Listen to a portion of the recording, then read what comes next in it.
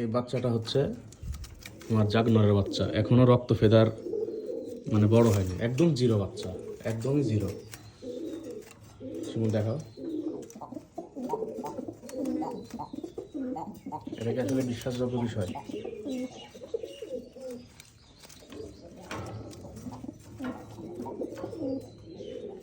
নর হবে আমরা এখনই শিওর প্রায়, কিন্তু এত ছোট বয়সে যে এত রাগী, এটা বিষয়টা আসলে একটু অন্যরকমই।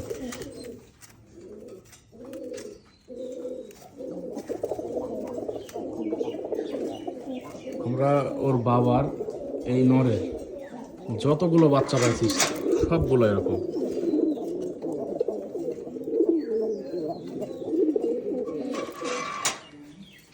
যত জায়গাতে ওই নরের বাচ্চা আছে প্রত্যেকটাই ওর বাবার মতোই হয়।